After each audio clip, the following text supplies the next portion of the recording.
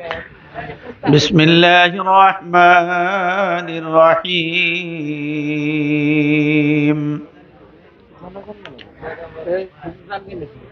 إنه من يأت ربه مجرما فإن له جهنم لا يموت فيها ولا يحيا ومن يأته مؤمنا قد عمل الصالحات فأولئك لهم الدرجات العلى جنات عدن تجري من تحتها الأنهار خالدين فيها وذلك جزاء من تزكى وقال النبي صلى الله عليه وسلم حجبت النار بالشهوات وحجبت الجنة بالمكاره سبحانك لا علم لنا إلا ما علمتنا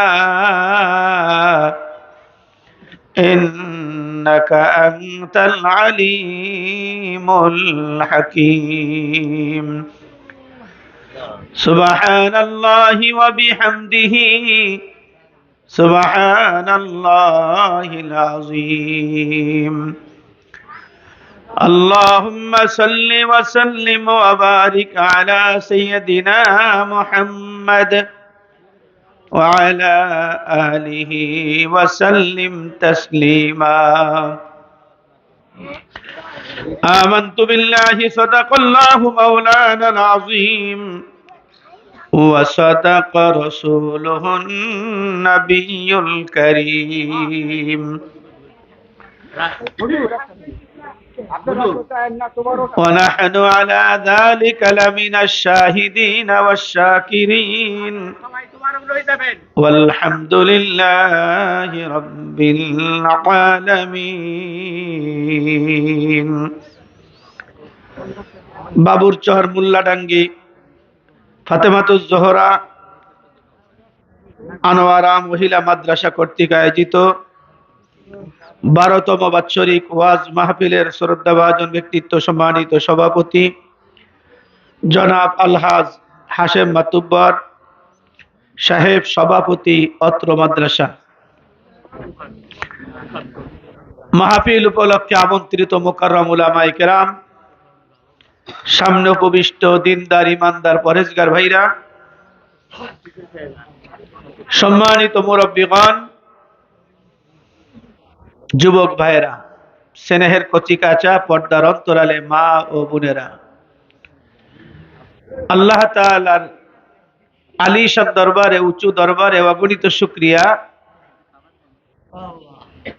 যেই মহান আল্লাহ তাআলা অনুগ্রহ করে, দয়া করে, মায়া করে, ভালোবেসে আমাদেরকে এই দ্বীনি মজলিসে দীর্ঘ রাত পর্যন্ত বসে দ্বীনি কথা বলার এবং শোনার মতো তৌফিক দান করেছেন। এজন্য রব্বে করিমের দরবারে শুকরিয়া আদায় করতে গিয়ে সকলেই দিল মনকে উজাড় করে মহাব্বতের সহিত উচ্চ আওয়াজে জবান খুলে বলি আলহামদুলিল্লাহ। দোয়া করে দেব নাকি ওয়াজ করব? না, বেশি তো করার পারবোই না। তা যদি ওয়াজ শুনতে হয় আমি বেশি সময় ওয়াজ করব না। এজন্য একটু আগে আসেন, দোয়া করব। এজন্য আগে আসেন, একটা ফজিলতের কথা বলে দোয়া করে দেবেন। একটা আগে চলে আসেন, সবাই আগে আসেন। বল নাই তাই আচ্ছা, তাদের বল নাই সে জায়গা থাকেন, যার বল নাই তো থাকে না। ওই যে মুরব্বী জনকে আছে বল নাই, যদি বল না থাকে সেই জায়গায় ফিরে থাকেন। একটু জিকির করি লা ইলাহা ইল্লাল্লাহ, লা ইলাহা ইল্লাল্লাহ, লা ইলাহা ইল্লাল্লাহ। সকলে জবান খুলে লা ইলাহা ইল্লাল্লাহ।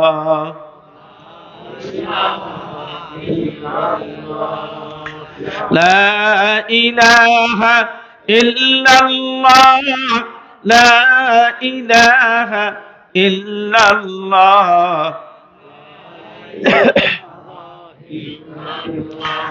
লা ইলাহা ইল্লাল্লাহ মুহাম্মাদুর রাসূলুল্লাহ সাল্লাল্লাহু আলাইহি ওয়াসাল্লাম। এই যে কালিমা আমরা পাঠ করলাম, এই কালিমা পাঠ করার কারণ, হ্যাঁ আচ্ছা দাও দাও, একটা চেন পাইছি, ছেলেটা রূপার মনে হয় নাকি জানি না। এই যে কালিমা আমরা পাঠ করলাম, এর মাধ্যমে আমরা ইমানদার বা মুসলিম হয়ে গেলাম। এখন এই একজন মুসলিম এর দাম কত, ইমানের দাম কত? এই কথা বলেন দাদু, কথা চুপ করে থাকো। সাতবক আসমান এবং জমিন, সাতবক আসমান এবং জমিন হাজারবার কোটিবার বিক্রি করলেও এই লা ইলাহা ইল্লাল্লাহ এবং এক ব্যক্তির ইমানের সমকক্ষ হবে না। আমার আপনার দাম কত এখন বুঝে আসবে না, বুঝে আসবে যখন আল্লাহ পাক আমাকে আপনাকে জান্নাতের মেহমান বানাবে। জান্নাতে যাওয়ার চাবিকাঠি লা ইলাহা ইল্লাল্লাহ। এজন্য হাদিসে পাকের মধ্যে নবী করিম বলেন সাল্লাল্লাহু আলাইহি ওয়াসাল্লাম, ইরশাদ ফরমান, মান ক্বালা লা ইলাহা ইল্লাল্লাহ ফাদাখালাল জান্নাহ। নবীজি বলেন, যে ব্যক্তি ঘোষণা দিল, সাক্ষী দিবে, সাক্ষী দিল লা ইলাহা ইল্লাল্লাহ, ফাদাখালাল জান্নাহ, নিশ্চিত সে জান্নাতের মেহমান হবে।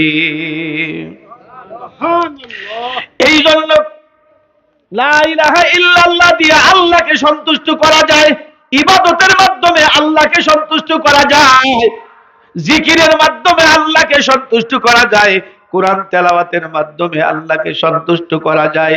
টাকার মালিক হইয়া আল্লাহকে সন্তুষ্ট করা যায় না, ক্ষমতার মালিক হইয়া আল্লাহকে সন্তুষ্ট করা যায় না, ক্ষমতার মালিক হইয়া জান্নাতের মালিক হওয়া যায় না। ক্ষমতা দিয়ে যদি জান্নাতে যাওয়া যেত তাহলে নমরুদকে জান্নাত দেওয়া লাগতো। সারা বিশ্বের ভিতরে 4 জন মানুষ বন্ধুরে সারা পৃথিবী শাসন করেছে, সারা পৃথিবী শাসন করেছে 4 জন ব্যক্তি। 1 নম্বর সুলাইমান আলাইহিস সালাতু ওয়াস সালাম, 2 নম্বর যুলকারনাইন, 3 নম্বর নমরুদ। কাফের ছিল 4 নম্বর হলো বুকতে নাসার। নমরুদ জীবিত ছিল 1700 বছর, রাজত্ব করেছে দুনিয়ার মধ্যে 400 বছর। এত রাজত্ব করার পরে, এত ক্ষমতা থাকার পরেও আল্লাহর জান্নাতে যাওয়া সম্ভব? জান্নাতে যাওয়া সম্ভব হবে না। কারণ তদানীন্তন সময় যেই নবী ছিলেন, ইব্রাহিম আলাইহিস সালাতু ওয়াস সালামকে নবী বলে মানেন নাই, নবী বলে মানে নাই, আল্লাহর একত্ববাদের স্বীকারোক্তি দেয় নাই। এজন্য এত বড় ক্ষমতাধর হওয়ার পরেও আল্লাহর জান্নাতে যাওয়া সম্ভব হবে না। এজন্য দোস্তরে আমার, আমরা কালেমাওয়ালা, আমাদের কত বড় দাম, আমরা কত দামি। একটা ছোট্ট ঘটনা বললে বুঝতে সুবিধা হবে। আল্লাহর নবী যখন সাহাবীদেরকে নিয়ে 7ম হিজরির শেষের দিকে খায়বার নামক স্থানে যুদ্ধ করতে গিয়েছিলেন, খায়বারের যুদ্ধ নবীজি যখন করতে গিয়েছিলেন, দীর্ঘমেয়াদী যুদ্ধ হয়েছে। শেষ পর্যন্ত আলী রাদিয়াল্লাহু তাআলা আনহুর হাতে বিজয় হয়েছে। বিজয় হয় না, বিজয় হয় না। নবীজি বিজয় হওয়ার রাত্রে, বিজয় যেদিন হবেন তার আগের দিন রাত্রে বললেন, আগামীকাল খায়বার বিজয় হবে, আল্লাহ পাক এমন এক ব্যক্তির হাতে বিজয় দান করবেন যেই ব্যক্তি আল্লাহ এবং আল্লাহ রসুলকে অতীব ভালোবাসে এবং আল্লাহ রসুলও তাকে ভালোবাসে।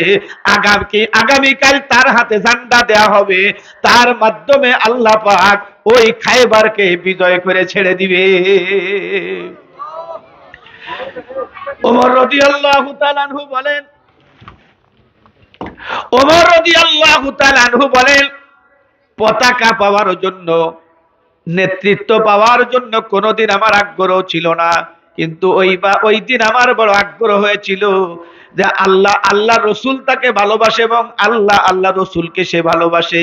এই ব্যক্তি যদি আমি হতাম এবং আমাকে যদি পতাকাটা দিত, এজন্য আমি আগ্রহী ছিলাম।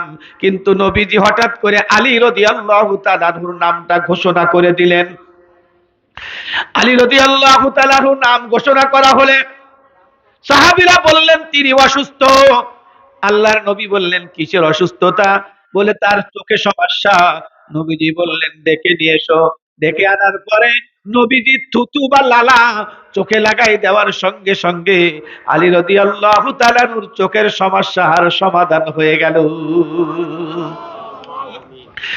এবার বন্ধুরা, আলী রাদিয়াল্লাহু তাআলা যুদ্ধ করার জন্য চলে গেলেন সাহাবীদেরকে নিয়ে। সাহাবীদেরকে নিয়ে যাওয়ার পরে যুদ্ধ হচ্ছিল, কয়েকটা ঢাল ওনার হাতে ভেঙে গেল। ভেঙে যাওয়ার পরে শেষ পর্যন্ত যুদ্ধ করার জন্য ঢাল বানাবেন কি দিয়া? ঈমান বোঝানোর জন্য বলছি। এবার খায়বারের যে প্রথম যেই দরজা, প্রথম যেই ফটক, যেই গেটটা ছিল আলী রাদিয়াল্লাহু তাআলা আনহু, ওইটার নাম ছিল কামুজ দুর্গা। ওই কামুজ দুর্গার যেই ফটক বা দরজা ছিল টাইম দিয়ে ভেঙ্গে ফেলে দিয়া ওইটাকে বাম হাত দিয়ে উঁচু করে যুদ্ধ করার পরে খায়বার বিজয় হয়ে গেল। এবার বন্ধুরা আলী রাদিয়াল্লাহু তাআলা আনহু ওই যুদ্ধ করার জন্য যেই ফটকটা ভেঙ্গে ফেলেছিলেন, দূরে চালিয়ে ফেলে দিয়েছিলেন, কিতাবের মধ্যে দুই ধারণার বর্ণনা আসছে। এতটা ওজন ছিল, 70 জন পুরুষ না হলে ওইটাকে ওজন করতে, উঁচা করতে পারতেন না। 2 নম্বর, ওই দরজার ওজন ছিল 80 মণ। 80 মণ দরজা দিয়ে আলী রাদিয়াল্লাহু তাআলা আনহু যুদ্ধ করতেছিলেন বাম হাত দিয়ে উঁচু করিয়া। ঢাল বানাইছে বন্ধুরে, ঢাল বানাইছে 80 মণ ওজন। যেই কি বলে, যেই দরজা ছিল, যেই ফটক ছিল, সেইটা 80 মণ ওজন। সেইটাকে দিয়ে আলী রাদিয়াল্লাহু তাআলা বাম হাত দিয়ে উঁচু করে ঢাল বানাইছে। এটা ছিল তার ইমানের পাওয়ার, ইমানের শক্তি। আর আমাদের ইমানের শক্তি আর পাওয়ার এমন অবস্থায় গেছে, শীতকালীন সময় 3 কেজির একটা কম্বল গায়ে দিয়া ঘুমাই থাকি, ফজরের সময় ওই 3 কেজি কম্বল রে উঁচু করে ফেলাইয়া মসজিদে যাবার পারি না। কথা কন না কে? ওরে আল্লাহ, পারে না তো পারে না, আর একজন যে কাছে রইছে তারে কয় গায়ে ঠান্ডা করে ঠেকিয়ে দেবো। কথা হয় না রে? আর একজন গাড়ির পর হাত দিয়ে রাখছে, হয় একটু গরম গরম লাগতেছে, ওই হাতও সরাবার পারে না, কম্বলও সরাবার পারে না। এতটুক হলো ইমান আমাদের শক্তিশালী, কম্বল সরাইয়া মসজিদে যাইতে পারি না। আর আলী রাদিয়াল্লাহু তাআলা আনহু 80 মণ ঢালকে উঁচু করিয়া যুদ্ধ করে বন্ধুরে খায়বার বিজয় করে। তাহলে বোঝা গেল তাদের ইমানের পাওয়ার কত বড়।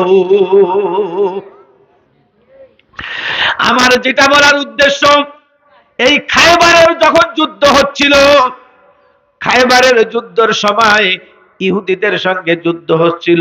কাদের সঙ্গে? ইহুদিদের সঙ্গে যখন যুদ্ধ হচ্ছিল, কয়েকজন আমার স্নেহের যুবক তোমরা আসো, তোমাদের জন্য বয়ানটা করি। মুরব্বীদের আর বয়ান নাই, মুরব্বীরা তো জান্নাতি হয়েই গেছে। কি শেষ হয় না? আমি পরশুদিন হাদিসে পড়াইছি, 3 শ্রেণীর মানুষকে সম্মান করলে আল্লাহকে সম্মান করা হয়। সুবহানাল্লাহ। 3 ধরনের মানুষকে যদি সম্মান করা হয় আল্লাহ খুশি হয়, আল্লাহকে সম্মান করা হয়। তার ভিতরে মুসলমান বিরুদ্ধ ব্যক্তি, মুসলমান বিরুদ্ধ বয়স্ক ব্যক্তিকে যদি সম্মান করা হয় আল্লাহকে সম্মান করা হয়। অধিকাংশ দাড়ি পাকা মানুষ, তাহলে আপনারে সম্মান করে আল্লাহ খুশি হয়। 2 নম্বর, হাফেজে কোরআন, যারা কোরআন মুখস্থ করেছে তাদেরকে যদি সম্মান করা হয়, আল্লাহকে সম্মান করা হয়। 3 নম্বর হলো ওই রাষ্ট্রপ্রধান যারা জনগণের পরে ইনসাফ কায়েম করে, জনগণের কল্যাণ বাস্তবায়ন করে, এই রাষ্ট্রপ্রধানকে সম্মান করলে আল্লাহকে সম্মান করা হয়। মুসলমান বাবাজিরা ভাইরা, ইহুদিদের যুবক একজন গোলাম ছিল, যুবক গোলাম, নাম তার আসওয়াদ। কি নাম? নাম তার আসওয়াদ। এই যুবক গোলামের বড় আশা এবং বাসনা, চিন্তা এবং চেতনা, হয়তো যুদ্ধে যাইয়া মরেও যেতে পারি বা জীবিত থাকতে পারি, কিন্তু নবীজিকে দেখতে পারবো কিনা এর কোনো নিশ্চয়তা নাই। তাই চিন্তা করলেন যেই করে হোক মুসলমানদের নবীর চেহারা একবার দেখব। তাঁবুর মধ্যে ছিলেন আসওয়াদ। তাঁবুর মধ্যে থাকা অবস্থায় তাঁবুর থেকে বাহির হয়েছেন। তাঁবুর থেকে বাহির হওয়ার পরে 1 পা 2 পা করে করে করে নবীজির তাঁবু পর্যন্ত চলে গেছেন। নবীজির তাঁবুর সামনে আলী রাদিয়াল্লাহু তাআলা আনহু দাঁড়ানো। এবার যেহেতু আহলে কিতাব, আলী রাদিয়াল্লাহু তাআলা আনহুকে সালাম দিলেন। সালাম দেওয়ার পরে আসওয়াদ নিজের পরিচয় দিলেন, আমি ইহুদিদের গোলাম, মুসলমানদের নবীজির সঙ্গে সাক্ষাৎ করার জন্য আসছি, আমাকে অনুমতি দেওয়া যাবে কিনা, সাক্ষাৎ করার সুযোগ হবে কিনা? আলী রাদিয়াল্লাহু তাআলা আনহু বললেন, ওই তাঁবুর মধ্যে নবীজি বিশ্রাম করতেছেন, আরাম করতেছেন, তুমি যে সালাম দাও। সালাম দেওয়ার পরে তুমি নবীজির কাছে নিজের পরিচয় দাও। আমার নবী স্বীয় ইচ্ছায় তোমার সঙ্গে কথা বলবে। তোমার যাওয়ার জন্য কোনো পারমিশন লাগবে না, কোনো মাধ্যম লাগবে না, এবং কারো অনুমতির প্রয়োজন হবে না। এই কথা শোনার সঙ্গে সঙ্গে ইহুদির গোলাম আসওয়াদ চুপচাপ করে দাঁড়াই রয়েছেন। হায়রে, এটা কি করে সম্ভব? জগৎ বিখ্যাত ব্যক্তি, সারা পৃথিবী ব্যাপক যার পরিচয় পরিচিতি, এত বড় ব্যক্তির সঙ্গে আমি সাক্ষাৎ করব সামান্য একজন রাখাল বা চাকর? মাধ্যম লাগবে না, পরিচয় লাগবে না, অনুমতি লাগবে না, তাহলে তো সাক্ষাৎ করা দরকার। দ্বিতীয়ত, এমন ব্যক্তির সাথে যুদ্ধ করতে আসছি, এটা বড় অন্যায়। কারণ এই ব্যক্তি যার এরকম আচরণ, দেখা করার জন্য পারমিশন লাগবে না, দেখা করার জন্য অনুমতি লাগবে না, কোনো মাধ্যম লাগবে না, এমন ব্যক্তি যে ওই ব্যক্তির দ্বারা পৃথিবীর কোনো মানুষ কেন, কোনো মাখলুকাতের কোনোদিন ক্ষতি সাধন হতে পারে না।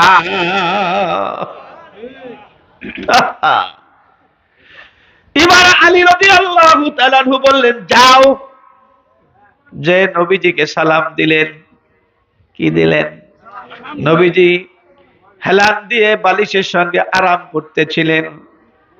যখন আসওয়াদ বলেছিলাম ইহুদিদের গোলাম, নবীজি আপনার সঙ্গে সাক্ষাৎ করার জন্য আসছি, চেহারা মুবারক দেখার জন্য আসছি। আল্লাহর নবী হেলান দিয়ে অবস্থায় ছিলেন, বসে পড়লেন। সুবহানাল্লাহ বলবেন। কারণ কি, একজন মেহমানের গুরুত্ব দিতেছেন। কিন্তু আমাদের একটু টাকা পয়সা হয়ে গেলে দোস্তরে, অনেক সময় দারিদ্র আলেম উলামাদেরকে দেখবেন মূল্যায়ন করতে চায় না। আসসালামু আলাইকুম হাদি সাহেব, কেমন আছেন? সালামের উত্তর দিতে বোঝেন নাই? কেমন আছেন? হাত খান দেয় হাদি সাহেব। অথচ আছে আলেম যদি হাত বাড়াই না দেয়, তুমি মুসাফা করো না। আলেম সাহেব আসছে মাদ্রাসার জন্য 200 টাকা কালেকশন করবে, হাদি সাহেব হাত দেশে একটু মুসাফা করিয়া আবার ফিরেই নিয়ে যায়, ভাবি আলাদা। কথা বলেন না কেন? কারণ বন্ধুরে, বড় টাকা পয়সা হয়ে গেলে মানুষের হিংসা বিদ্বেষের অভাব থাকে না। যার সাথে যেরকম মনে চায় ব্যবহার করে। ইমাম সাহেবের সাথে যাচ্ছে না তাই ব্যবহার করে, এরকম সমাজের ভিতরে মানুষের অভাব নাই। চলতি মাসের 3 তারিখে একটা ভদ্রলোকের বড় একটা জানাজা আমি গেলাম। কোন জায়গা কিভাবে তা আপনাদের বলবো না, অনেকের আত্মীয় হয়ে যেতে পারে, বুঝলেন না? এবার জানাজায় যাওয়ার পরে কাতার গুলো সোজা হয়ে গেল। ওখানে অনেক বড় বড় উলামায়ে কেরাম আসছে, আমি বয়ান করার চান্স পাই নাই, বুঝলেন? বড় বড় হুজুর, এজন্য আমি ও জায়গায় চান্স পাই নাই। চান্স না পাওয়ার পরে পাশে দাঁড়ায় আছি। ঠিক এই মুহূর্তে যেই ব্যক্তি মারা গেছে ওনার ছেলে ইমাম সাহেবকে এমন একটা ধমক দিলেন, যেই ধমকটার কারণে বড় আশ্চর্য হয়ে গেলাম।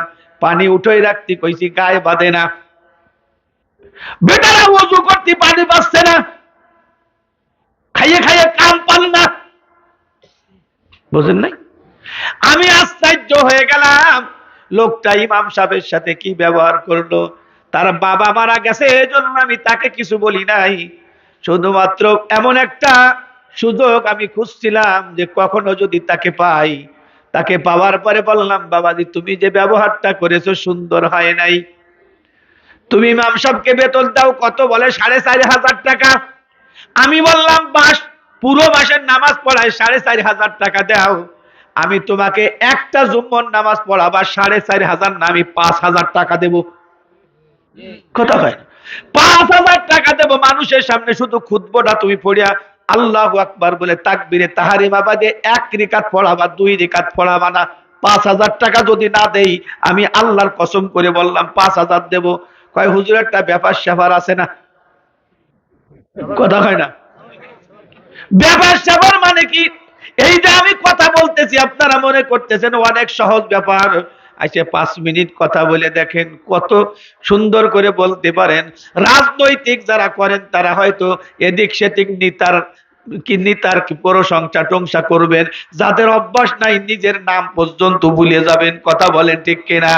ইমাম সাহেব 4,000 4,500 টাকায় আপনার ইমামতি করে, এটা আপনার প্রতি অবশ্যই ইহসান দয়া করেছে, তার প্রতি আপনার সম্মান করা কর্তব্য। খবরদার নায়েবে নবী, এদের সাথে আপনারা গুস্তাকি করবেন না, ধমক কখনো দেওয়ার চেষ্টা করবেন না। অবশ্যই এরকম করলে ভবিষ্যৎ অন্ধকার হয়ে যাবে। মুসলমান বাবাজিরা ভাইয়েরা, নবীজি উঠে বসলেন। উঠে বসার পরে বলছেন, তোমার নাম কি? আমার নাম আসওয়াদ। খেজুরের সাল ভর্তি বালিশ আমার নবী মাথায় এবং হেলান দিয়ে বসেছিলেন। ওই বালিশটা ধরে নবী দিয়ে আসওয়াদের কাছে দিলেন, আসওয়াদ রে, এই বালিশটা হেলান দিয়ে তুমি একটু আরাম করে বসো। যুদ্ধ চলাকালীন সুন্দর করে বিশ্রাম করতে পারো না, খানার ব্যবস্থা ভালো হয় না, অতএব তুমি এই বালিশটা হেলান দিয়ে একটু সুন্দর করে আরাম করে বসো। আসওয়াদ রাদিয়াল্লাহু তাআলা আনহু, এখন বলছি তখনও রাদিয়াল্লাহু তাআলা আনহু হয় নাই, বালিশ ধরে রেখে নবীজির দিকে অপলক নয়নে তাকাই আছে। নবীজি যেই বালিশ ব্যবহার করেছেন, ওই বালিশ দিয়ে আমি কেমন করে হেলান দিয়ে ঘুমাই, ওই বালিশ আমি হেলান দিয়ে কেমনে বসি, এটা গুস্তাকি হবে। নবীজি বলছেন, কি ব্যাপার, হেলান দিয়ে বসছো না কেন? তুমি হেলান দিয়ে আরাম করো না কেন? আসওয়াদ বলছেন, নবী যেই বালিশ আপনি ব্যবহার করেছেন, আমার কি এত বড় সাহস ওই বালিশ আমি হেলান দিয়ে বসবো, ঘুমাবো? নবীজি বলেন, আসওয়াদ রে, তুমি দেখো আমার তাঁবুর ভিতরে 1 ফোঁটা পানি নাই। তুমি দেখো এই তাঁবুর ভিতরে একটা খেজুর নাই। অথচ আল্লাহ পাক যেই শরীয়ত দিয়ে আমাকে পাঠাইছেন, ওই শরীয়তের নির্দেশন ও নিয়ম হলো, মান আমানা বিল্লাহি ওয়াল ইয়াউমিল আখির ফালিয়ুকরিম যায়ফা।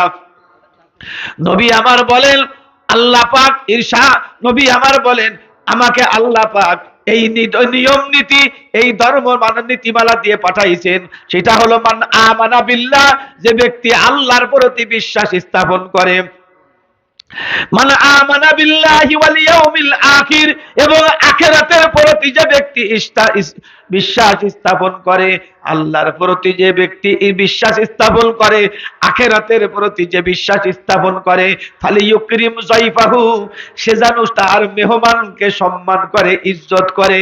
ও আসওয়াদ, তুমি যদি এখন ইহুদি কিন্তু আমি নবীর মেহমান, অতএব আমার তাঁবুর মধ্যে খেজুর নাই, পানি নাই, তোমাকে কিছু দিয়ে আপ্যায়ন করাবো এই রকম সুযোগ আমার নাই, শুধুমাত্র বালিশটা আছে, এইটা দিয়ে তোমার সম্মান করতে পারবো। এই জন্য তুমি যদি হেলান দিয়ে বসো বা একটু আরাম করে যাও, তাহলে আমার নবীর জন্য সান্ত্বনা হবে, আমি আমার মেহমানকে ইজ্জত করতে পেরেছি।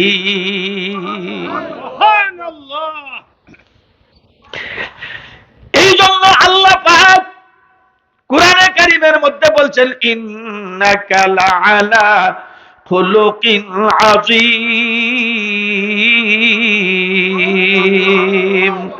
আল্লাহ পাক নবীজিকে বলতেছেন, হে নবী, নিশ্চয় আপনাকে উত্তম চরিত্রের অধিকারী করে আমি আল্লাহ দুনিয়ার মধ্যে প্রেরণ করেছি। আপনি উত্তম চরিত্রের প্রতি অধিষ্ঠিত রয়েছেন। আপনার মতো এত সুন্দর চরিত্র দিয়া দুনিয়ায় কোন মানুষের আগমন এই পর্যন্ত হয় নাই। মুসলমান বাবাজিরা, ভাইরা, এবার আসওয়াদকে বললেন, তুমি অন্তত পক্ষে বালিশটা দিয়ে হেলান দিয়ে যদি একটু আরাম করে যাও, আমি নবী শান্তি পাবো। আসওয়াদ বালিশটা রেখে নবীজির হাত জড়াই ধরেছে। সুবহানাল্লাহ বলা যাবে কিনা? 10-15 মিনিট বলি না, ঘুমাচ্ছে অনেকে, ঘুমাচ্ছে রাতের বেলা তো অনেক রাত। মুসলমান বাবাজিরা, ভাইরা, এবার আসওয়াদ রাদিয়াল্লাহু তাআলা আনহু নবীজির হাত জড়াই ধরেছেন। সুবহানাল্লাহ বলেন। হাত জড়াই ধরার পরে দুই চোখ বেয়ে বেয়ে পানি পড়তেছে, কারণ শত্রুর মুখে এমন আচরণ। নবীজি শত্রু না তার বিরুদ্ধে যুদ্ধ করার জন্য আসছে। ইহুদি আসছে নবীজির বিরুদ্ধে যুদ্ধ করার জন্য, নবীজি সৈন্য নিয়ে এসে ইহুদিদের বিরুদ্ধে যুদ্ধ করার জন্য। শত্রুর মুখে শত্রু যদি এরকম আচরণ করে, দোস্তরে, আশ্চর্য হওয়ারই কথা। দুই চোখের পানি ছেড়ে দিয়ে আসওয়াদ নবীজিকে বলছেন, নবী, আপনি যে আচরণ করেছেন, ব্যবহার করেছেন, এই রকম আচরণ ব্যবহারের মানুষ পৃথিবীর কোন মানুষের ক্ষতি করতে পারে না। অতএব আমি কালেমা না পড়ে আপনার নিকট থেকে যাব না। নবীজির চরিত্র দেখে মানুষ মুসলমান হয়ে যায়, ইহুদি মুসলমান হয়, কাফের মুসলমান হয়ে যায়। কথা বলে ঠিক কিনা? আজ বর্তমান আমরা রসুলের উম্মত দাবি করি, আমরা এত সুন্দর মুসলমান, ভাই ভাইয়ের সাথে সম্পর্ক নাই, বউ থাকবার চায় না, বোনকে চোখে দেখতে পারি না, মার সাথে সম্পর্ক নাই। কথা বলেন ঠিক কিনা? মুসলমান 4 ভাই, 4 ভাইয়ের সাথে 4 বছর কথা হয় না। এ ভাই, ইসলাম কি শিক্ষা দিয়েছে? ভাই ভাইটা খাবে। হ্যাঁ, আমি আমার একজনকে বললাম, দেখেন গতকালকে বলেছি যে ভাই ভাইটা ভাই খাবে, আমার তা আমি খাবো, তোমার তা তুমি খাবো। তবে বছর গেলে একটা ঈদের সময়, 2টা ঈদের সময়, 5টা ভাই বোন, 6টা ভাই বোন এক জায়গা যদি 4 বসে ভাত খাইতে পারো, এর চাইতে আর শান্তির কিছু থাকতে পারে না। কিন্তু মুসলমানের চরিত্র এমন, এমন এমন আপন ভাই আছে, 2 বছরের মধ্যে ভাইয়ের সাথে ভাইয়ের কথা পর্যন্ত হয় না। ঠিক না?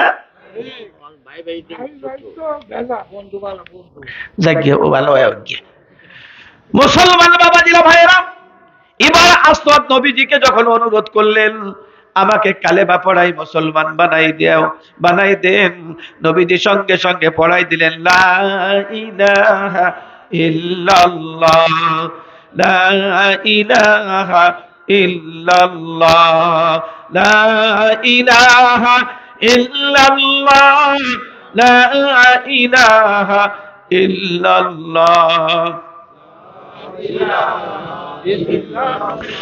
লা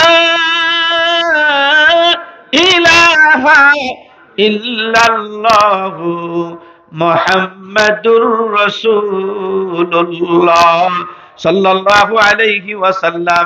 এবার আসওয়াদ রাদিয়াল্লাহু তাআলা আনহু কালেমা পড়ে মুসলমান হয়ে গেলেন। মুসলমান হয়ে যাওয়ার পরে নবীজির সঙ্গে এবার মত বিনিময় হচ্ছে, মুযাকারা হচ্ছে, আলোচনা হচ্ছে। এবার আসওয়াদ যুবক নবীজিকে বলছেন, নবীজি কালেমা তো পড়লাম, এখন আমার কি কাজ? বুঝেন নাই? চাকরিতে জয়েন করেছেন, সৌদি আরব গেছেন, ভাষা তো বোঝেন না, কফিলকে ইশারায় বলছেন আমার কাম কি? কয় খেজুর গাছে খালি পানি দিবা। কথা হয় না?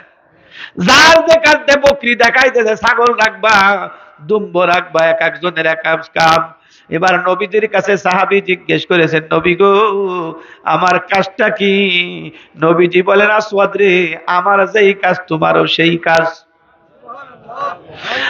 আমি দিনের দাওয়াত দেই, তুমিও দিনের দাওয়াত দিবা। কি করবা? তুমিও দিনের দাওয়াত দিবা। কিন্তু বস্তরে যদিও আমরা দুই একজন নামাজ কালাম পড়ি, কিন্তু দিনের দাওয়াত এখন আমি আর কেউরে দেই না। নিজে নামাজ পড়ে জিকির করি, লা ইলাহা ইল্লাল্লাহ, সুবহানাল্লাহ পড়ি। নিজের পুতের বউ সাইজে খুঁজে বাবুরচর বাজারে চলে যায়, মাইয়া বেপরদায় কলেজে চলে যায়, মসজিদে বসে জিকির করে জোরে জোরে দোস্তরে, কিন্তু তাদেরকে আমি সৎ কাজের আদেশ এবং দিনের দাওয়াত পর্যন্ত দেই না। এর হুজুর নাই মনে হয় সমাজে। জম্বে রুমাল একার মুড়ি দিছে, এতে সদরপুর পর্যন্ত লম্বা।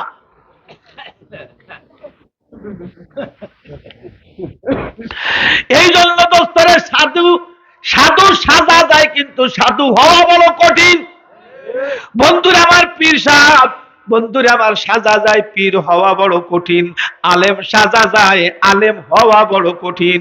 ও দোস্তরে, সুন্দর করে বন্ধুরে পোশাকে আশাকে খাঁটি মুসলমান দেখা যায়, কিন্তু বাস্তবে খাঁটি মুসলমান হওয়া কঠিন। এবার আসওয়াদ রাদিয়াল্লাহু তাআলা আনহুকে নবীজি বললেন, আমার যেই কাজ তোমারও। তাহলে নবীজির কাজ ছিল মানুষকে সৎ কাজের আদেশ করা, অসৎ কাজের নিষেধ করা।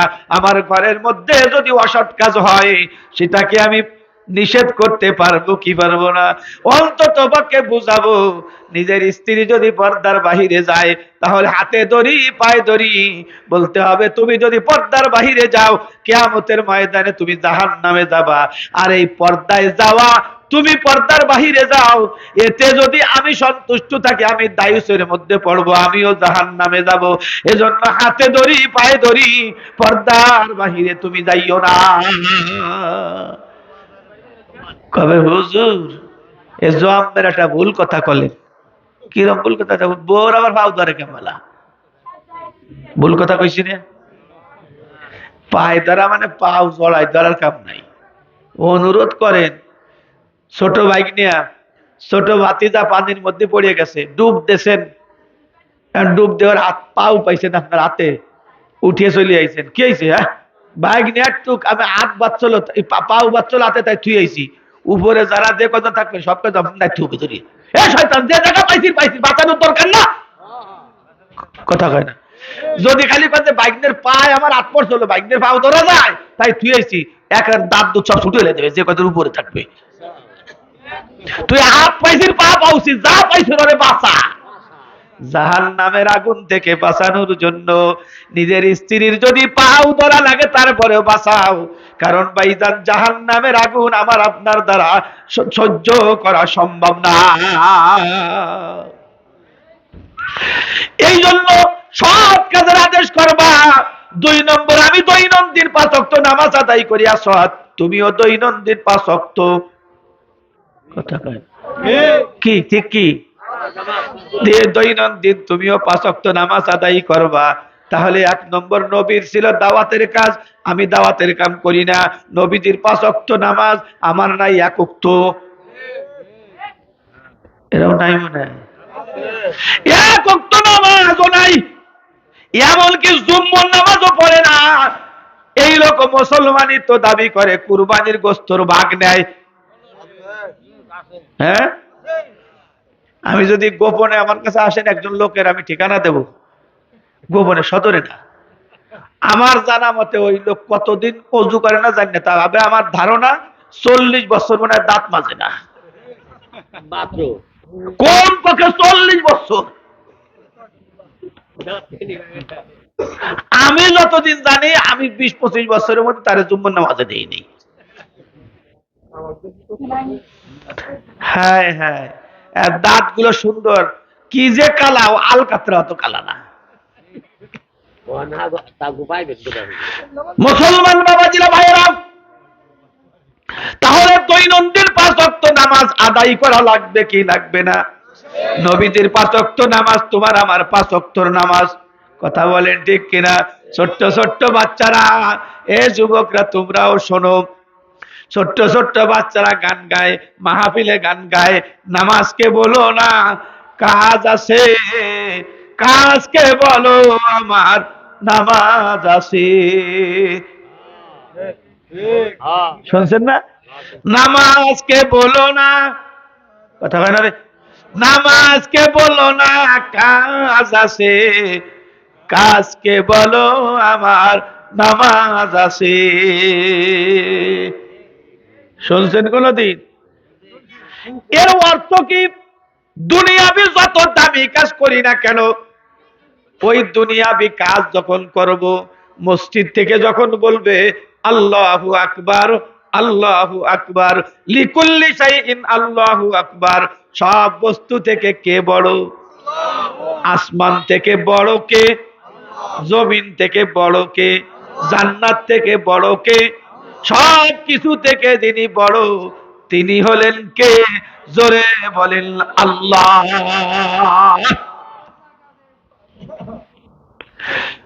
বন্ধুরা আমার, আল্লাহু আকবার বলে ডাক হয়, যে যত বড় তার আহ্বান তত বড়, যে যত বড় তার শাস্তি তত বড়, যে যত বড় বন্ধুরে তার উপহার উপঢৌকন তত বড়। এই জন্য মুসলমান বাবাজিরা ভাইরা, দুনিয়ার যত বন্ধুরে যত বস্তু আছে, সব বস্তু যদি বিক্রি করা হয়, তাহলে দোস্তরে জান্নাতের একটা ইটের সমান দাম হবে না। কথা বলেন না কেন? এবার অনুভূতির সাথে ধরাই দিয়ে যাই, মোল্লা গ্রামে 5 শতাংশ জায়গা বিক্রি হবে। কয় শতাংশ? আবার কইলেন না উনি জমি বেচতে আইছেন। 5 শতাংশ জায়গা বিক্রি হবে। আপনি টাকালা মানুষ, হুজুর কে বেচবে বলবে? হাশেম হাজী সাহেব যাইয়ে বলছেন এই যে 5 লক্ষ কি 5 শতাংশ জায়গার জমির টাকা দেন, আমি নিয়ে নিলাম। এরকম বেচা কিনা হয়? অনেকে বলছে হয়, এরকম বলছে হয় না। না রে বাজার, এরকম বেচা কিনা পৃথিবীর কোন জায়গা হয় না। আপনি আগে শহরের জমিনে যে জমিন দেখবেন, জমিন দেখার পরে বাড়ি বাড়ি যাইয়া, বাসায় যাইয়া ফ্যামিলির সাথে পরামর্শ করবেন জমিটা রাখলে কেমন হয়। আপনার স্ত্রী বলেছে ওই জমির পাশে তো আমাদের 12 শতাংশ, এই 5 শতাংশ 17 শতাংশ হইলে মোটামুটি 2টা ছেলে বসবাস করতে পারবে, জমিটা নেওয়া যায়। এবার সকালবেলা হইছে, ফজরের নামাজ পড়িয়া কথাগুলো বুঝে যাইয়েন, বড় ভাইয়ের সাথে পরামর্শ করছেন, মিয়া ভাই হাশেম হাজী সাহেব জমিটা বেচতে নিতে চাই, নিবি তো? উনার জমি কোন জায়গা থেকে চলো, অবশ্যই কাগজপাতি দেখো। কি কাগজপাতি দেখার পরে আপনি যতটুক বোঝেন তাতে আপনার কি করে স্যাটিসফাইড হয় নাই, মনোভূত হয় নাই। মোল্লা গ্রামের মধ্যে যে জমি বোঝে তার কাছে গেছেন, সে যা বুঝাইছে তাতেও আপনার মনোভূত হয় নাই। শেষ পর্যন্ত সদরপুর যাইয়া উকিলকে 300 টাকা দিয়ে বলছেন দেখেন তো এই 5 শতাংশ জমি নেব। উকিল সাহেব কাগজপাতি দেখে বলছে অসুবিধা নাই, মিউটেশন দেওয়া দরকার, অ্যাটেস্টেশন দেওয়া দরকার, সব করা আছে, পিঠ দলিল সব আছে, জানেন। এরপরে জমি কিনবেন, তার আগে টাকা দেবেন না। কথা বলেন, 5 শতাংশ ফুটবলই বাদাম ছাড়া কিছু হয় না। এই জমিন কিনতে গেলে যদি এত জাতি সার্টিফাই যাচাই বাছাই করা লাগে, ও মুসলমান, জান্নাতের এত সুন্দর বাড়ি যদি কিনতে যাই, তাহলে ইবাদতটা কি যাচাই বাছাই ছাড়া আল্লাহু আকবার বললি বন্ধু হইয়া যায়? কথা বলেন না কেন? তাহলে বন্ধুরা আমার ইবাদতটা কি সুন্দর করে করা লাগবে। কালকে কালকে কোথায় গেলাম মনে থাকে না, মুর্শিদপুর কোন এলাকায়, তা আমার সামনে এক মুরব্বী নামাজ পড়তেছে।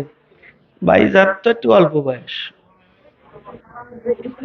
হায় রে আল্লাহ রে, নামাজ পড়ে আপনার তসবিহ পড়তেছে 33 বার, 5 রাকাত নামাজ, আমার 33 বার 34 বার সুবহানাল্লাহ আল্লাহু আকবার পড়তে মুরব্বির পড়ায় গেছে, সুজা হয় এটা চলে গেল। আমি কামটা হলো কি রে, ও যা করছে তাতে আল্লাহ জান্নাত কবে যে 4টি 5টা তুই আল্লাহ নিয়ে যা, কথা বল। মুসলমান বাবাজিরা ভাইরাম, তাহলে গজলের মাধ্যমে শুনলাম কি নামাজকে বলো না। আমি বুঝতে চাইছি কাজ আছে, বলো কাজকে বলো, কাজকে বলো নামাজ আছে। দুনিয়াবি যত গুরুত্বপূর্ণ কাজ করো, আল্লাহু আকবার বলে যখন ডাক দেবে আল্লাহ সবচেয়ে বড়, তাহলে তোমার ওই কাজটা ছোট, আল্লাহ বড়, আল্লাহর আহ্বান বড়। অতএব কাজকে ছেড়ে দিয়া তুমি কি করো, নামাজে চলে যাও, আল্লাহর ডাকে সাড়া দাও। 2 নম্বর বন্ধুরা আমার, খুশি হয়ে যে কষ্ট না রাগ হয়ে কষ্ট যে তাড়াতাড়ি খেচড়ি দিয়ে চলে যাই।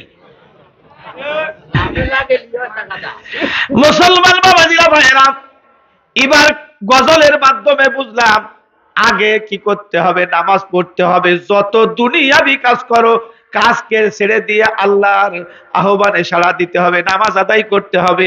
এদিকে রাসূল আমার বলেন কাসবুল হালালি ফারিজাতুন বাদাল ফারাইজ, হালাল উপার্জন করা ফরজ, হালাল উপার্জন করা, আরো জোরে, হালাল উপার্জন করা ফরজ।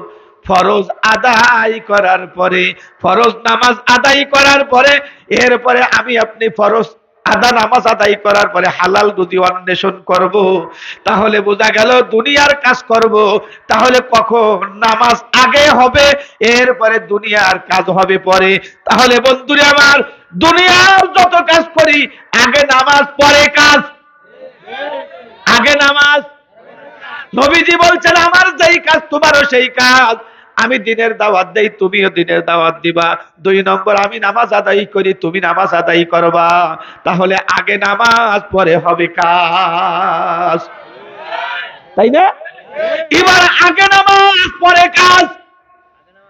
আপনাদের কাছে প্রশ্ন করি, সমাজের মধ্যে যে বিবাহ বন্ধনে আমরা আবদ্ধ হই, আমার বাবার নাম আলী মিয়া মোল্লা, এ ভাইজান আমার মাকে বিয়ে করার পরে বৈধভাবে আমার জন্ম হইছে, এজন্য আমার জন্ম হইছে আমার মা আব্বার বিয়ের পরে, কথা কয় না?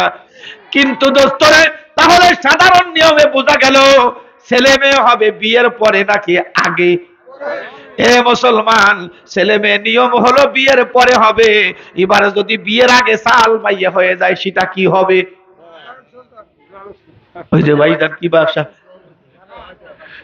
বন্ধুরা আমার, বিয়ের পরে যদি সন্তান হয় সেটা হবে বৈধ সন্তান, বিয়ের আগে যদি সন্তান হয়ে যায় সেটা হবে অবৈধ সন্তান। কথা, বিয়ের আগে যদি সন্তান হয় অবৈধ সন্তান। আমি থাকি কাউলি বেড়া ভাঙ্গায়, ওই এলাকায় অবৈধ এলাকায় যাই গিয়া, আপনাকে তো শোক হয়। ও আচ্ছা, তাহলে বোঝা গেল নামাজ কি বলে, বিয়ের আগে যদি সন্তান হয় ওটা হবে জাইরগে সন্তান, আর বিয়ের পরে যদি হয় সেটা হবে বৈধ সন্তান। এবার মুসলমান, নামাজ ছেড়ে দিয়ে তুমি দুনিয়াবি যত দামি কাজ করো না কেন, ওই কাজটা আল্লাহর কাছে অবৈধ হয়ে যায়। রাতের বেলা ফজরের নামাজ তুমি পড়ো নাই, ঘুমাই রয়েছো, তোমার ঘুমটা বড় আরাম হইছে, নামাজে যাও নাই, তোমার এই ঘুমটা আল্লাহর কাছে অবৈধ ঘুম। রাজনৈতিক মিটিং করেছো, নামাজে যাও নাই, তোমার ওই রাজনৈতিক মিটিংটা আল্লাহর কাছে অবৈধ। বোর সাথে গল্প গুজব করতেছো, মোবাইলে আলাপ করতেছো, নামাজে রক্ত চলে গেল, নামাজে যাও নাই, তোমার বোর সাথে ওই আলাপ করা আল্লাহর কাছে অবৈধ। তাহলে বলেছেন, নবী বলেছেন আমার যেই কাজ তোমারও সেই কাজ। 1 নম্বর দিনের দাওয়াত দিবা, 2 নম্বর হলো দৈনন্দিন নামাজ আদায় করবা, 3 নম্বর হলো রমজান মাসে রোজা রাখবা, 4 নম্বর হলো যাকাত দেওয়ার মতো যদি তোমার অ্যাবিলিটি হয় তুমি যাকাত দিবা, 5 নম্বর যদি হজের সময় তোমার প্লেন ভাড়া দেওয়ার মতো যোগ্যতা থাকে, পথ খরচের যোগ্যতা যদি থাকে তুমি হজ করবা, এরকম নবীজি এক একটা কথা বলতেছিলেন। কারে বলতেছিলেন? এই যে সরতা পায়ারে। এবার এক একটা করার পরে আসওয়াদকে যখন বলতেছিলেন, শেষ পর্যন্ত নবীর বর্ণনা যখন শেষ হয়ে গেল, আল্লাহর নবীকে আসওয়াদ বলতেছেন, নবী এই মুহূর্তে নামাজের সময় নাই, নামাজ আদায় করতে পারতেছি না, রমজান মাস নাই, রোজা রাখতে পারতেছি না, হজের সময় নয়, হজ করতে পারতেছি না, যাকাত দেওয়ার মতো মুসাফির আমার টাকা পয়সা নাই, আনুষঙ্গিক যে আদেশগুলো আছে পালন করতে পারতেছি না। নবীজি ফিলহাল এই মুহূর্তে আমার জন্য কি কাজ? নবী বলেন, ও আমার সাহাবী আসওয়াদ, এই মুহূর্তে তোমার জন্য যেই কাজ, সেটা হলো আমি যাদের বিরুদ্ধে যুদ্ধ করতে আসছি, আমার পক্ষ হইয়া তাদের বিরুদ্ধে তোমার যুদ্ধ করা লাগবে। আসওয়াদ তুমি পারবা? নবীজি বলার সঙ্গে সঙ্গে আসওয়াদ বলতেছেন, নবী কালেমা যখন গ্রহণ করেছি, আমি এই ওয়াদা করেছি মনে মনে ফি নাফসি, আমার নবী যা বলেন সেটা পালন করব। দিনের যুদ্ধ যদি আগুনের মধ্যে ঝাঁপ দিতে বলেন সমস্যা নাই, দিনের যুদ্ধ যদি পানির মধ্যে ঝাঁপ দিতে বলেন আমার সমস্যা নাই, দিনের জন্য যদি জীবন দিয়ে দিতে বলেন আমার সমস্যা নাই। এক কথায় আপনি যা বলবেন মাথা পেতে মেনে নিয়ে সেটা বাস্তবায়ন করার আমি শতভাগ চেষ্টা করব ইনশাআল্লাহ। নবী অনুমতি দিয়ে দিলেন, তরবারি দিয়ে দিলেন, খেজুরের ডাগুয়া, যাও যুদ্ধ করতে চলে যাও। খায়বার বিজয় হয়ে গেল। আলী রাদিয়াল্লাহু তাআলা আনহুর হাতে, কিন্তু মাঝে সৌভাগ্যশীল হয়ে গেল আসওয়াদ, যুদ্ধে যেয়ে শহীদ হয়ে গেল। শহীদ হয়ে যাওয়ার পরে খায়বার যখন বিজয় হলো, বিজয় হওয়ার পরে গনিমতের মাল, যুদ্ধলব্ধ সম্পদ যখন একত্রিত করতেছিল, এই মুহূর্তে যুদ্ধরে দোস্তরে সাহাবীদের যারা শহীদ হয়েছিলেন তাদের লাশগুলো, তাদের শহীদের দেহগুলো একত্রিত করা হচ্ছিল। কিন্তু সাহাবীরা একত্রিত জটলা হয়ে দাঁড়িয়ে আছেন। আসওয়াদ রাদিয়াল্লাহু তাআলা যুবক সাহাবী, একটু আগে কালেমা গ্রহণ করে তাদের বিরুদ্ধে যুদ্ধ করতে যায় শহীদ হয়েছেন। মজার ব্যাপার হলো দোস্তরে, একজন সাহাবী উনাকে চিনে না। এবার নবীজি পর্যবেক্ষণ করার জন্য যখন এসেছেন, আসার পরে দেখেছেন সাহাবীরা জটলা বেঁধে দাঁড়ানো। নবীজি সাহাবীদেরকে জিজ্ঞেস করলেন, এখানে দাঁড়ানো কেন? নবীজি এই মরা দেহর ব্যক্তিকে চিনি না। নবীজি বললেন, সরে দাঁড়াও। সরে দাঁড়ানোর পরে নবীজি যখন দেখলেন আসওয়াদ, দুই চোখের পানি ছেড়ে দিয়ে, কারণ নবীজি সাহাবীদের প্রতি, উম্মতের প্রতি এত দরদি ছিলেন। দরদি থাকার কারণ কি? দুনিয়ার মধ্যে দুনিয়া সৃষ্টি করার সময় আল্লাহ পাক 100 ভাগ রহমত সৃষ্টি করেছেন। কয় ভাগ? 100 ভাগ রহমত সৃষ্টি করেছেন। 100 ভাগের 99 ভাগ আল্লাহর নিজের জন্য রেখে দিয়েছে। সুবহানাল্লাহ। 100 ভাগের 99 ভাগ আল্লাহ নিজের জন্য রেখে দিয়েছেন। আর 100 ভাগের 1 ভাগ যেটা রয়েছে ওইটাকে আল্লাহ আবার 100 ভাগ করেছেন। এই 100 ভাগের 99 ভাগ আমার আপনার দরদি নবীকে দিয়েছেন। বাকি যে 1 ভাগ সারা পৃথিবীর মাখলুকাতের মধ্যে দিয়েছেন। এই জন্য আল্লাহর কাছে অপরাধ করে দোস্তরে, কোন ব্যক্তি যদি বলে রব্বুল আলামিন তুমি যদি মাফ না করো আমি কার কাছে যাব? আল্লাহ পাক ওই বান্দাকে খালি হাতে দেয় না। এত দয়ার সাগর, এত দয়ার মালিক, ওই বান্দার জিন্দেগীর গুনাহগুলো মাফ করে দেয়। নবীজি এত দয়া, এত মায়া, নিজের বন্ধুরে পেটে পাথর বেঁধেছেন, এরপরে 23 বছরের মধ্যে উম্মতের জন্য কান্দে নাই এমন একটা মুহূর্ত যায় নাই। আসওয়াদের মরা দেহ দেখে নবীজির দুই চোখ বেয়ে বেয়ে পানি পড়তেছিল।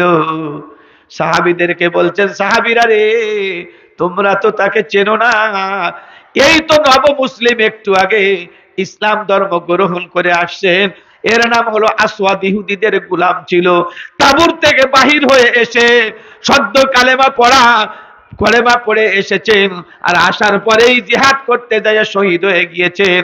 তোমরা শুভ সংবাদ শুনে নাও, কালেমা পড়ার পরে দুনিয়ার কোন আমল করার সুযোগ হয় নাই, নামাজ পড়ার সুযোগ হয় নাই, রোজা রাখার সুযোগ হয় নাই, এক কথায় কোন আমল করার সুযোগ হয় নাই।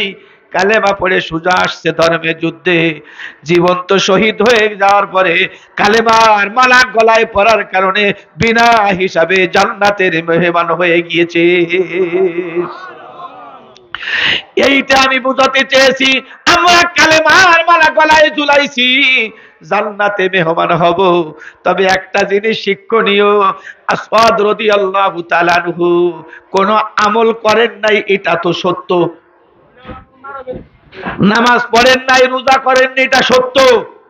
পক্ষান্তরে এটা জানার বিষয়, কালেমা পড়ার পরে আমল নামায় কোন গুনাহ দিয়ে যায় নাই, গুনাহ ছিল না। এজন্য দোস্তরে আমাকে আপনাকে শিক্ষণীয় হলো, কালেমার মালা গলায় ঝুলাইছি জান্নাতের মেহমান হওয়ার জন্য। আসওয়াদের যেরকম আমল ছিল না, পক্ষান্তরে আমল করার সুযোগ হয় নাই, পক্ষান্তরে গুনাহ ছিল না, গুনাহ করার সুযোগ হয় নাই। এজন্য আমলও ছিল না, গুনাহও ছিল না। আমাদের সুযোগ আছে, আমল করতে হবে, গুনার কাজগুলো অবশ্যই ছেড়ে দিতে হবে। আল্লাহ পাক আমাদেরকে আমল করার তৌফিক দান করুক, আমিন। আল্লাহ পাক যে কথাগুলো বলছি ঈমানের হিফাজতের জন্য, বাসা বাড়ির মধ্যে দাওয়াতি কাজ করার জন্য আল্লাহ পাক তৌফিক দান করুক, আমিন। নিজেদের মৃত্যু ব্যক্তি আপনজন যারা দুনিয়া থেকে চলে গেছেন, তাদের ইসালে সওয়াব নেকি পৌঁছানোর জন্য সূরা ফাতিহা একবার, সূরা ইখলাস 3 বার পড়ি, এরপরে দোয়া হবে ইনশাআল্লাহ। আউযু বিল্লাহি মিনাশ শাইতানির রাজীম।